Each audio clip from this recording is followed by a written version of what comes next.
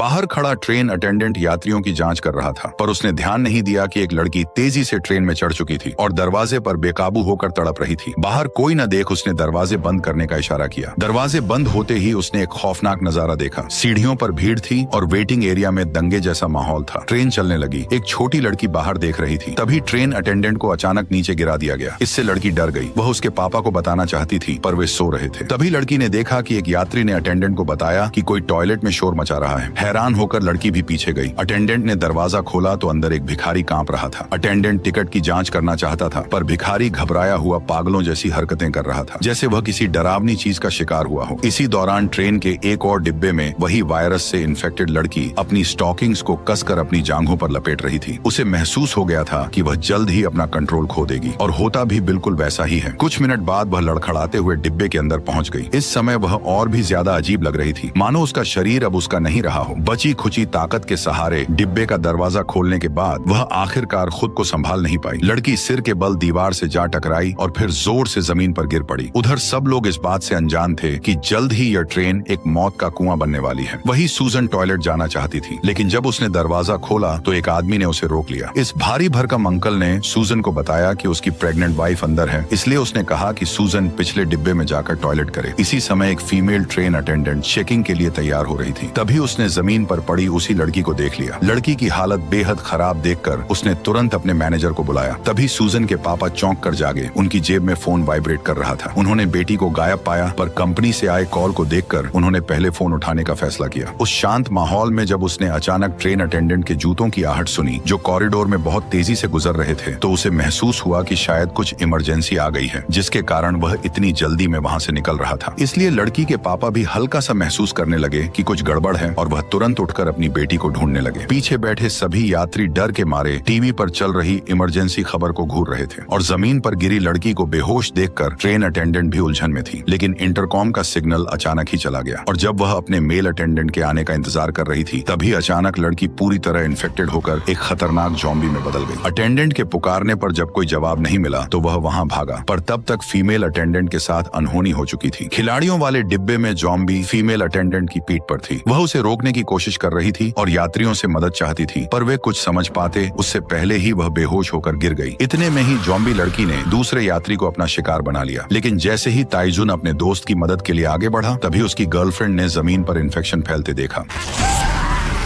पीछे हलचल हुई, और जब मैनेजर वहां पहुंचा तो घबराए यात्रियों ने उसे धक्का देकर गिरा दिया। कुछ मिनट के अंदर ही डिब्बा ज़ॉम्बियों से भर गया। ज़ॉम्बी बन चुकी अटेंडेंट को यात्रियों को काटते देख मैनेजर पूरी तरह से हैरान रह गया। हालात बिगड़ते देख वह तुरंत वहां से भागा और दूसरों को भी भागने का इशारा करने लगा। सूजन को ढूंढ रहे उसके पापा ने एक पैसेंजर को भागते देखा, लेकिन वो कुछ समझ नहीं पाए। आगे के डिब्बे में भीड़ देख वह वहां पहुंचे। वहां अटेंडेंट पैसेंजर्स को जगा रहा था। तभी एक ज़ॉम्बी ने उसकी गर्दन पर काट लिया।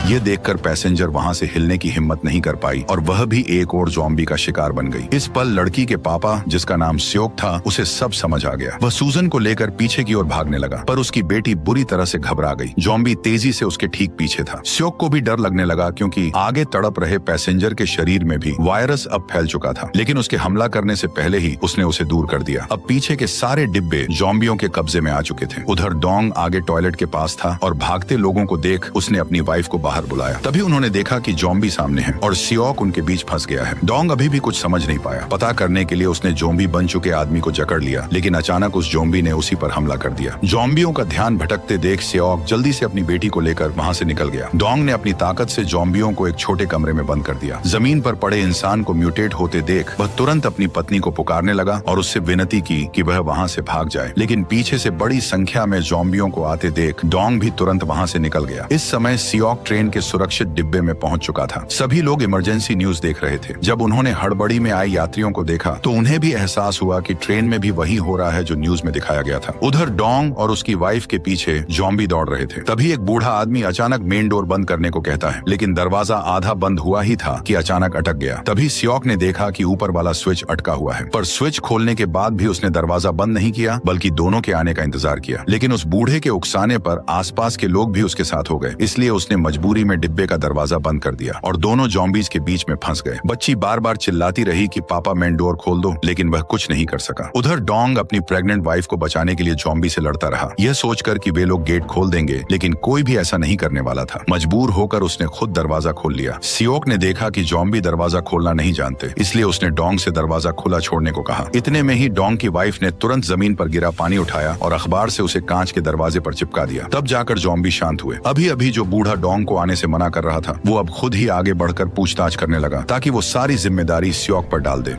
साला ये तो एक नंबर का कमीना है। तभी कंडक्टर ने घोषणा की कि ऊपर से निर्देश हैं कि बाहर दंगे हो सकते हैं, इसलिए ट्रेन अगले स्टेशन पर नहीं रुकेगी। पर बूढ़ा आदमी अटेंडेंट को बुलाकर आदेश देता है कि ट्रेन वहां जरूर रुकनी चाहिए, बदले में चाहे जितने पैसे ले लो। ठीक उसी समय सियोक को अपनी बूढ़ी माँ का फोन आता है। असल में घर में अचानक बहुत सारे जॉम्बी घुस आए थे और माँ को जॉम्बी ने काट लिया था। सियोक की माँ चिंता कर रही थी कि उसका बेटा बाहर किसी खतरे में न पड़ जाए। वादा करो सूजन का ख्याल हमेशा रखोगे।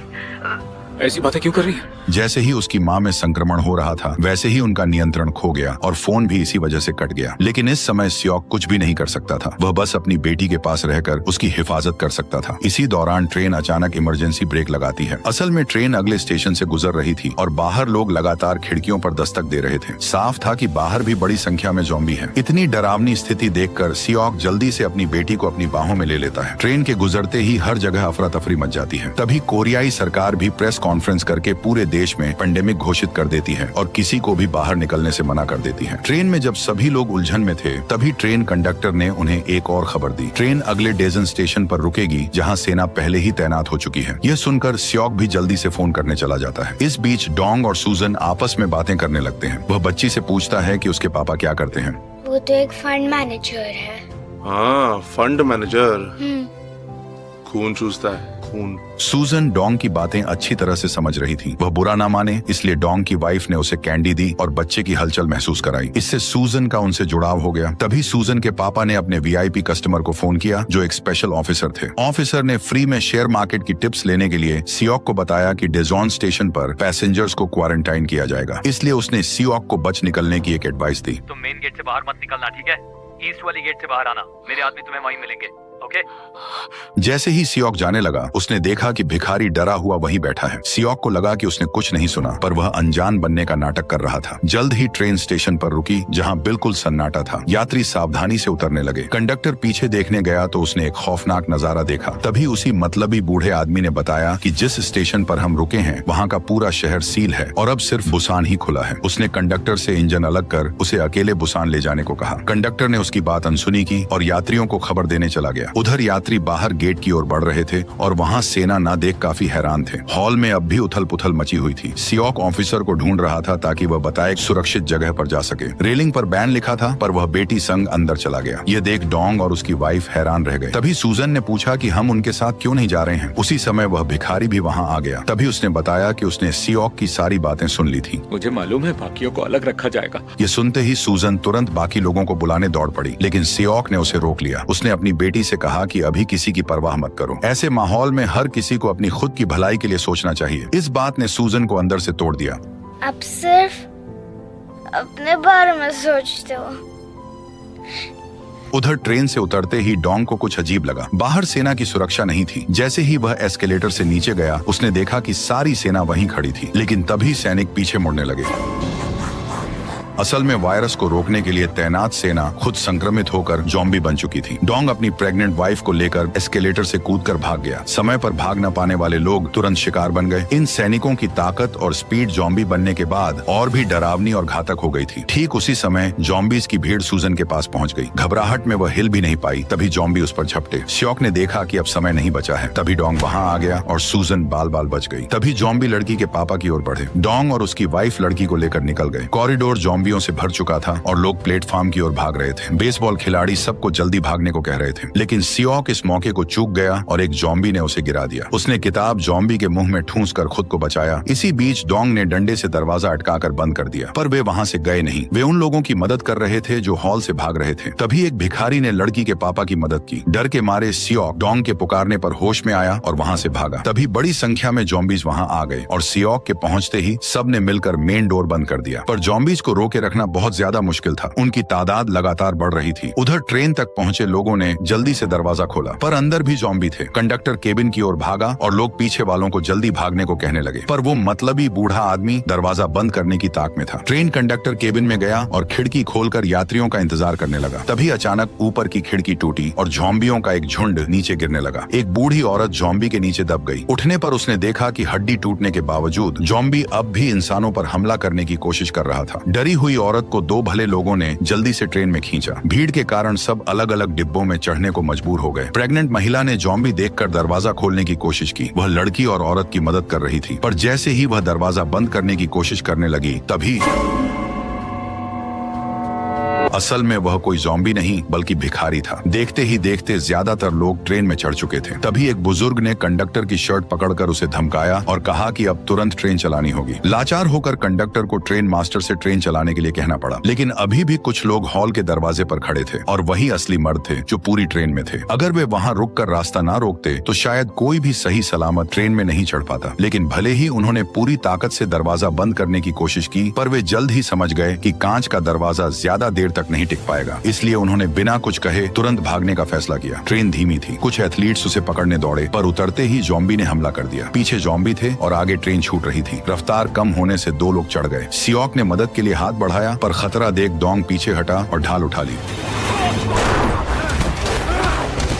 आखिर में सियोक की मदद से डोंग भी सफलतापूर्वक ट्रेन में चढ़ गया और इससे दोनों के बीच गहरी दोस्ती हो गई। तभी कंडक्टर ने रेलवे केंद्र से संपर्क किया और सुरक्षित स्टेशन न मिलने पर ट्रेन को बुसान की ओर बढ़ा दिया। उस समय सब अलग अलग डिब्बों में थे। डोंग की वाइफ ने फोन करना चाहा, लेकिन भिखारी ने उसे रोक दिया क्योंकि उसने देखा कि दाएं और बाएं दोनों तरफ के डिब्बों में ज़ॉम्बी भरे हुए थे। वे चारों ट्रेन के दरवाजे के पास फंस गए थे, लेकिन क्योंकि उन्होंने कोई तेज आवाज नहीं की थी और ज़ॉम्बियों ने उन्हें नहीं देखा था, इसलिए वे पकड़े नहीं गए। अब उनके पास छुपने के लिए केवल डिब्बे के दोनों ओर बने टॉयलेट ही बचे थे। वे बहुत सावधानी से वहां पहुंचे और तभी जब औरत ने भिखारी को जल्दी आने का इशारा किया, तभी एक ज़ॉम्बी की नजर उन पर पड़ गई और देखते देखते कई सारे ज़ॉम्बी उन पर टूट पड़े और टॉयलेट में मौजूद तीनों की जान खतरे में आ गई। तभी जिन्ही को उसके बॉयफ्रेंड का फोन आया और पता चला कि वह सब ठीक है। उधर डोंग ने अपनी वाइफ को फोन किया। उसने घबराकर बताया कि वह बच्ची के साथ डिब्बा 13 में फंसी है और मदद चाहती है। लड़के ने बताया कि बाकी यात्री डिब्बा नंबर 1 से 5 में हैं, जबकि वे अभी 9 में हैं। अपने दोस्तों तक पहुंचाने के लिए तीनों ने मिलकर इन खतरनाक ज़ॉम्बीज के बीच से निकलने का फैसला किया। जब ट्रेन अचानक एक सुरंग में घुसी, तभी डोंग ने योजना बनाई कि सुरंग से बाहर निकलते ही वे अंदर घुसेंगे। डोंग सबसे आगे खड़ा हुआ और सामने से आने वाले ज़ॉम्बीज को पहले संभाला। वहीं दोनों पीछे बचे ज़ॉम्बीज से डोंग को कवर देने लगे। इस समय वे लोग 10 नंबर डिब्बे में थे और उनका प्लान सबसे पहले 13 नंबर डिब्बे में जाकर लोगों को बचाना था। तीनों एकजुट होकर ज़ॉम्बीज को पीछे धकेलते हुए 10 नंबर डिब्बे से निकल गए। लेकिन जैसे ही उन्होंने अगले 11वें डिब्बे के भीतर प्रवेश किया तो तैजुन अचानक पूरी तरह से हक्का बक्का होकर वहीं खड़ा रह गया, क्योंकि जो उसके सामने खड़े थे वो ज़ॉम्बी बन चुके उसके साथी थे। इस वजह से वह अपने पुराने साथियों को मारने के लिए हाथ नहीं उठा सका। इसलिए डोंग ने पहले हमला करने का फैसला किया और सभी को एक एक करके जमीन पर पटक दिया। तैजुन के दोस्त बहुत ज्यादा ताकतवर थे और ज़ॉम्बी बनने पर उनकी ताकत और भी खतरनाक हो चुकी थी। अपने दो साथियों को खतरे में देखकर भी वह उन पर हाथ नहीं उठा पाया। जल्दी ही वे सभी ज़ॉम्बीज सियोक और डोंग को अपने कब्जे में लेने लगे, लेकिन यह सब के बावजूद वह सिर्फ उन्हें देखता रहा। इतने में ही ट्रेन एक सुरंग से गुजरी और तभी उन्होंने अजीब बात देखी। ज़ॉम्बीज ने उन पर हमला बंद कर दिया और इधर उधर शिकार ढूंढने लगे। तीनों हैरान खड़े रह गए। तभी ऊपर से बॉल गिरी और ज़ॉम्बी वहां मुड़ गए। सियोक ने बैट को ऊपर मेटल रैक पर बजाया और वाकई ज़ॉम्बी तुरंत वहां इकट्ठा हो गए। वे तुरंत मौके का फायदा उठाकर उस डिब्बे को पार कर गए, लेकिन तभी ट्रेन फिर से सुरंग से निकल गई और ज़ॉम्बी एक बार फिर उनके सामने आ खड़े हुए। तीनों वहीं नीचे झुककर सोचने लगे और इस नतीजे पर पहुंचे कि इन ज़ॉम्बीज की सुनने और देखने की ताकत हम इंसानों से कहीं ज्यादा तेज है। लेकिन जैसे ही वे अंधेरे में होते हैं, उनकी देखने की ताकत पूरी तरह खत्म हो जाती है, जबकि सुनने की शक्ति रात में और भी तेज हो जाती है। इसलिए जब वे 12 नंबर डिब्बे में घुसने वाले थे, तभी सियोक को एक अच्छा तरीका सूझा। उसने डोंग से उसका मोबाइल मांगा और जल्दी से अपना नंबर उसमें सेव कर लिया। जब ट्रेन सुरंग में घुसी तो तीनों चुपचाप ज़ॉम्बीज के पीछे वाली सीटों तक पहुंच गए। फिर उसने डोंग का मोबाइल पीछे रख दिया और अपने मोबाइल से उस पर कॉल कर दिया। मोबाइल की रिंगटोन सुनते ही सभी ज़ॉम्बीज शोर की ओर दौड़ पड़े और इस तरह चालाकी से तीनों डिब्बा नंबर 12 पार कर 13 के सामने पहुंच गए। डोंग की वाइफ, बूढ़ी महिला और बच्ची उस भिखारी के साथ बाथरूम में फंसी हुई थी। पर अचानक डोंग को देखते ही उसकी वाइफ इमोशनल हो गई। सूजन की नजरें अपने पापा को ढूंढ रही थी। तभी सियोक ने उसे देख लिया। महज 3 मीटर दूर ज़ॉम्बी थे और ट्रेन सुरंग से बाहर आ गई थी। ज़ॉम्बीज के उन्हें देखने से पहले ही वे तीनों तुरंत टॉयलेट के अंदर घुस गए। उन्होंने मोबाइल पर देखा कि अब अगला टनल 2 मिनट के बाद है। क्या हम कर पाएंगे? हाँ, हम कर लेंगे। अब डोंग को एहसास हो चुका था कि वह सियोक के बारे में गलत सोचता था। असल में सियोक लोगों का खून नहीं चूसता, बल्कि वह तो लोगों का सब कुछ चूस लेता है। मजाक से हटके सियोक एक अच्छा आदमी था। ठीक उसी समय जिनही को तैजुन का मैसेज मिला, जिसमें उसने बताया कि वह उसे 15 नंबर डिब्बे में मिलने आ रहा है। यह मैसेज मिलते ही जिनही ने सबको बता दिया कि उसके सभी दोस्त जल्द ही डिब्बा नंबर 15 में आने वाले हैं। ये सुनते ही पास बैठा बूढ़ा आदमी घबरा गया। उसे लगा कि यह तो बिल्कुल नामुमकिन है कि वे लोग इतने ज़ॉम्बी से बचकर हम तक लौट कर आ रहे हैं। वो भी बिना इन्फेक्ट हुए?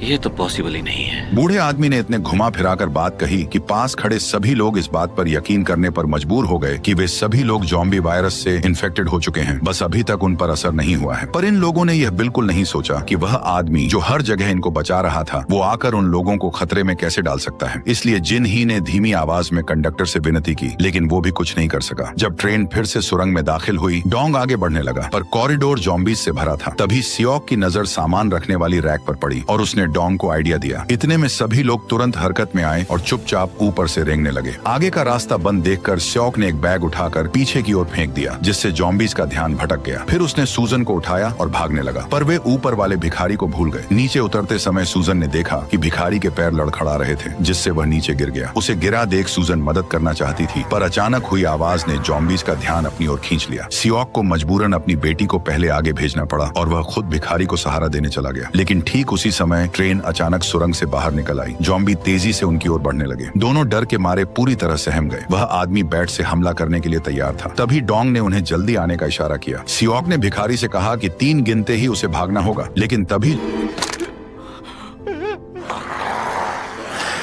तभी ज़ॉम्बीज बेतहाशा उनका पीछा करने लगे। लेकिन दोनों के अंदर आते ही डोंग ने दरवाजा बंद कर दिया और ज़ॉम्बी दरार में फंस गए। डोंग ने आधे खुले दरवाजे को मजबूती से पकड़े रखा, जबकि उसका साथी दूसरी बोगी का दरवाजा खोलने चला गया, पर वह नहीं खुला। सियोक ने पूरी ताकत से खींचना शुरू किया और तैजुन ने तुरंत अपने साथी को फोन लगाया। उसे नहीं पता था कि असल में सामने वालों ने जानबूझकर दरवाजा बंद कर रखा है और जिनही को काबू में कर लिया है। लड़की का फोन बजते ही किम मैनेजर ने उसे लात मारकर तोड़ दिया। दरवाजा न खुलता देख सियोक तुरंत डोंग की मदद करने के लिए वहां पहुंच गया। इधर तैजुन पूरी ताकत से दरवाजा तोड़ने में लगा हुआ था, पर दरवाजा इतना मजबूत था कि टूटा ही नहीं। उधर डोंग जोर लगाकर दरवाजे को पकड़े रहा ताकि ज़ॉम्बीज अंदर न आ सके।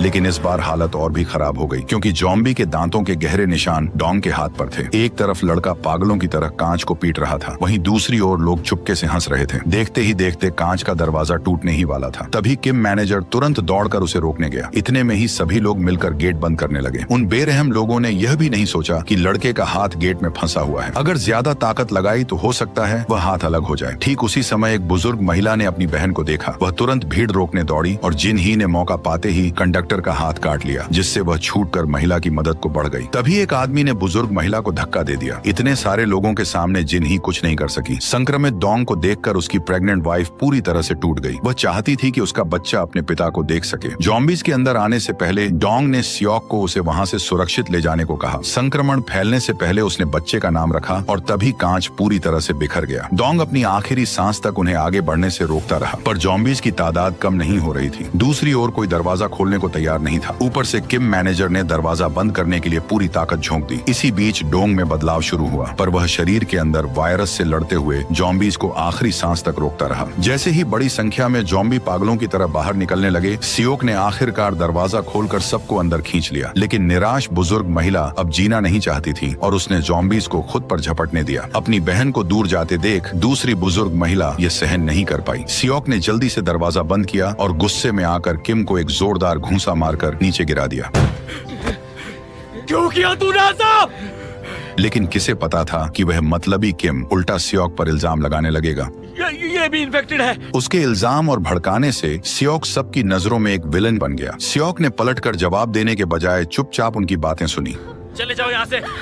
वे भारी कदमों से अगले डिब्बे की ओर बढ़ गए। किम के कहने पर सभी ने तेजी से दरवाजा बंद कर कपड़ों से उसे मजबूती से बांध दिया। उन्हें डर था कि दरवाजा कमजोर है, इसलिए सब मिलकर उसे थामने लगे। वहीं पीछे बैठी बुजुर्ग महिला अपनी बहन के दुख में डूबी थी। वह अब इन मतलबी लोगों के घिनौने चेहरे नहीं देखना चाहती थी, इसलिए वह उन ज़ॉम्बीज की ओर बढ़ गई। ये देखकर मैनेजर किम हैरान था। उसने तुरंत कहा कि बुजुर्ग महिला को गेट खोलने से रोको, लेकिन अब बहुत देर हो चुकी थी। पिछला डिब्बा तुरंत ज़ॉम्बीज से भर गया और जो बचने का रास्ता था उसे वे खुद पहले ही बंद कर चुके थे। जैसे ही ट्रेन सुरंग से निकली, बाहर का शहर धुएं और आग में था और वायरस फैल चुका था। तभी स्योक को खबर मिली कि बुसान की सेना ने ज़ॉम्बीज पर काबू पा लिया है। पटरी पर रुकावट देख ड्राइवर ने इमरजेंसी ब्रेक लगाए और बुसान जाने के लिए दूसरी ट्रेन ढूंढने लगा। थोड़ी देर भटकने के बाद उसे एक सुरक्षित इंजन मिला, जिसे उसने धीरे धीरे गैराज से बाहर निकाल लिया। सियोक सभी को लेकर ट्रेन से उतरा और ड्राइवर द्वारा तय की गई जगह की ओर बढ़ गया। ठीक उसी समय ज़ॉम्बीज के कब्जे वाले डिब्बे में बच चुके किम और कंडक्टर टॉयलेट से बाहर निकलने का सोचते हैं, पर अब जो होने वाला था वह किम की इंसानियत और नीचता को पूरी तरह शर्मसार कर देगा। वह झूठ बोलता है कि बाहर अब सब कुछ सुरक्षित है और कंडक्टर से कहता है कि वह पहले दरवाजा खोलकर सावधानी से देखें। और जब कंडक्टर चुपके से बाहर देखने लगा, तभी उसने उसे ज़ॉम्बीज के बीच में धक्का दे दिया और खुद किसी गीदड़ की तरह वहां से भाग निकला। लेकिन वह ट्रेन का दरवाजा बंद करना भूल गया। इसी समय ड्राइवर ने इंजन को बाहर निकाल लिया, लेकिन उसने एक बेहद डरावना नजारा देखा। सामने से एक बेकाबू ट्रेन जो पूरी तरह आग की लपटों में घिरी थी, तेजी से उनकी ओर बढ़ रही थी। अचानक वह ट्रेन ज़ॉम्बीज से भरी ट्रेन से टकराकर पलट गई। तभी टाइजून ने देखा कि वो और उसकी गर्लफ्रेंड दो ट्रेनों के बीच में फंस गए हैं। उसने खाली ट्रेन वाला डिब्बा खोलकर आगे बढ़ना चाहा, पर दरवाजा बंद था। फिर वह औजार से खिड़की तोड़ने लगा, जबकि पीछे से आता खतरा उसकी ओर बढ़ रहा था। अचानक किम ज़ोंबी वाली ट्रेन से बाहर निकला और खाली डिब्बे में चढ़ गया। उसने बिना एक पल सोचे जिन ही को ज़ॉम्बीज के बीच में फेंक दिया। ये देखकर टाइजून उसे बचाने दौड़ा। उधर किम खुद को बचाने के लिए कांच को तोड़ने लगा। टाइजून ने जैसे तैसे दरवाजा बंद कर दिया, पर जैसे ही उसने जिन ही को देखा तो पता चला कि उसकी गर्लफ्रेंड अब म्यूटेट हो चुकी थी। कांच के टूटते ही किम खिड़की से कूदकर भाग निकला। फिर टाइजून को भी काट लिया गया। किम पूरी ताकत से इंजन की ओर भागा, पर उसका पैर मुड़ गया। कंडक्टर उसकी मदद को उतरा और आगे जो हुआ उसका तुम खुद अंदाजा लगा सकते हो। उसने कंडक्टर को भी ज़ॉम्बी का शिकार बना दिया। किम तुरंत इंजन की ओर भागा, जबकि कंडक्टर पर ज़ॉम्बीज ने हमला कर दिया। उधर सियोक की स्थिति भी खराब थी। वे ट्रेन के मलबे में फंस गए थे। एक गैप देखते ही वह बाहर निकला, पर जैसे ही उसने सूजन को बचाने की कोशिश की, ऊपर से कुछ भारी मलबा गिर गया। वह पागलों की तरह उसे खींचकर हटाने लगा, लेकिन जल्द ही खिड़कियां टूटने वाली थी और अब कोई रास्ता नहीं बचा था। आखिर में बेघर आदमी को अपनी जान की बाजी लगानी पड़ी, ताकि डोंग की वाइफ और स्वान को भागने के लिए समय मिल सके। कड़ी मेहनत के बाद सियोक ने डिब्बे का इंजन सामने से हटा दिया और दोनों को जल्द से जल्द बाहर निकाल लिया। लेकिन जैसे ही सारी खिड़कियों का शीशा चकनाचूर हुआ, बेघर आदमी ज़ॉम्बीज की भीड़ में डूब गया। जब ट्रेन पूरी तरह पलट गई तो अनगिनत ज़ॉम्बीज सियोक की ओर दौड़ पड़े। लेकिन प्रॉब्लम यह थी कि वह सूजन को गोद में लिए हुए था और पीछे प्रेग्नेंट महिला भी थी। सैकड़ों ज़ॉम्बी पीछा कर रहे थे और वे लगभग शिकार बनने ही वाले थे। लेकिन अच्छा ये हुआ कि इसी बीच दो ज़ॉम्बीज आपस में टकरा गए, जिससे पीछे के सारे ज़ॉम्बीज गिर पड़े और ज़ॉम्बीज के बीच भगदड़ मच गई। तीनों ने समय के साथ दौड़ लगाई और आखिरकार एक उम्मीद की किरण पाकर ट्रेन के इंजन पर चढ़ गए। लेकिन ज़ॉम्बीज की रफ्तार भी ट्रेन से कम नहीं थी। वे लगातार एक एक कर ट्रेन से लटकते जा रहे थे। समय के साथ सारे ज़ॉम्बीज ट्रेन के पीछे कई मीटर लंबी चेन बनाते चले गए और चेन का पुल लगातार बढ़ता जा रहा था, जिससे ट्रेन की स्पीड धीरे धीरे कम होने लगी। सियोक ने हालात को समझ लिया और बिना हिचकिचाए आगे बढ़कर ज़ॉम्बीज के हाथों को जोर से लात मारने लगा। इतने में ही एक ज़ॉम्बी तेजी से दौड़ते हुए सियोक पर हमला करने के लिए बढ़ा, लेकिन समय रहते सियोक ने ज़ॉम्बी को लात मारकर गिरा दिया। इससे आगे के ज़ॉम्बी एक एक कर गिरने लगे और कई पीछे छूट गए। सियोक ने राहत की सांस ली और केबिन की ओर बढ़ा। उसे लगा वहाँ कंडक्टर होगा, लेकिन दरवाजा खोलते ही वह अंदर का नजारा देखकर डर गया और तुरंत दरवाजा बंद कर पीछे हट गया, क्योंकि ज़ॉम्बीज ने किम को काट लिया था, पर वो अभी पूरी तरह म्यूटेट नहीं हुआ था। इसलिए उसने खुद दरवाजा खोल लिया। उसे पास आते देख सियोक घबरा गया। वो बड़ी कंफ्यूजन में था कि वह उसे कैसे रोके। किम सियोक से उसे बचाने के लिए गुहार लगाने लगा, पर सियोक के टोकने पर ही उसे अपनी हालत और बदलाव का एहसास हुआ। कुछ सेकंड्स में किम पूरी तरह म्यूटेट हो गया और उसने सियोक पर हमला बोल दिया और इसी खींचातान में सियोक जल्द ही ज़ॉम्बी की चपेट में आ गया। तभी औरत ने पूरी ताकत से उसे बचाया, पर खुद ज़ॉम्बी का निशाना बन गई। तभी सियोक को डोंग को दिया वादा याद आया। उसने तुरंत उठकर ज़ॉम्बी का मुंह कसकर बंद कर दिया, पर यही उससे सबसे बड़ी गलती हो गई। ज़ॉम्बी ने मौका पाते ही हमारी कहानी के सबसे मेन कैरेक्टर सियोक को काट लिया।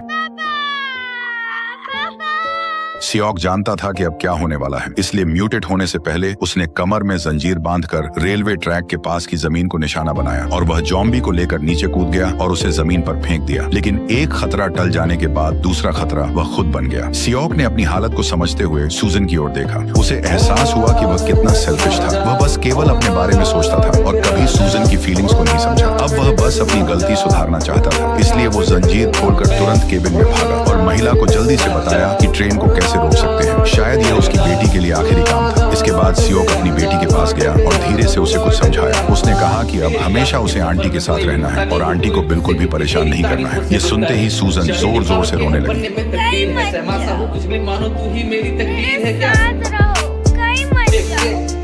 इसके बाद सियोक रोते हुए तुरंत केबिन से बाहर निकल गया। सूजन के पैदा होने की यादों को याद करते हुए उसे सूजन के साथ बिताए वो पल याद आ गए। ये सोचकर सियोक मुस्कुरा दिया और उसका दर्द कुछ कम हो गया और इसी आखिरी याद के साथ वह हमेशा के लिए सूजन से दूर हो गया। डॉन की वाइफ पूरे रास्ते चुपचाप सुआन के साथ बुसान शहर तक आई। ट्रेन सुरंग से पहले रुक गई। आगे बहुत सारा मलबा और कई लाशें पड़ी थी। पीछे हटने का रास्ता न होने की वजह से वे अंधेरी सुरंग में घुसे। सुरंग के एंड पर तैनात सैनिकों ने दोनों पर निशाना साध लिया। उनका काम सुरंग से इस ओर आने वाले ज़ॉम्बीज को मार गिराना था, पर उन्हें यह पक्का नहीं था कि वह दोनों ज़ॉम्बीज नहीं है। इतने में ही ऊपर से ऑर्डर आए कि उन्हें ज़ॉम्बी समझकर मार गिराया जाए। ऑर्डर मिलते ही सैनिकों ने टारगेट लॉक कर ट्रिगर साध लिया। तभी सुरंग से एक गाना सुनाई दिया। सब जानते थे ज़ॉम्बी गा नहीं सकते। आवाज सुनते ही दो सैनिकों ने साथियों को सुरक्षा के लिए अंदर पहुंचाया। सूजन हमेशा यह गाना अपने पापा को सुनाना चाहती थी, लेकिन अब ऐसा होना बिल्कुल नामुमकिन था और इस तरह इस मास्टरपीस मूवी का अंत हो गया। सच बताऊं तो ये मूवी मुझे भी इमोशनल कर देती है। मैं चाहे जितनी बार भी इसे देखूं। वैसे मुझे आप अपने बारे में बताओ कि आपको ये मूवी कैसी लगी। अच्छी लगी हो तो वीडियो को लाइक करके चैनल को सब्सक्राइब कर लेना और नेक्स्ट कौन सी मूवी देखना चाहोगे जरूर बता देना।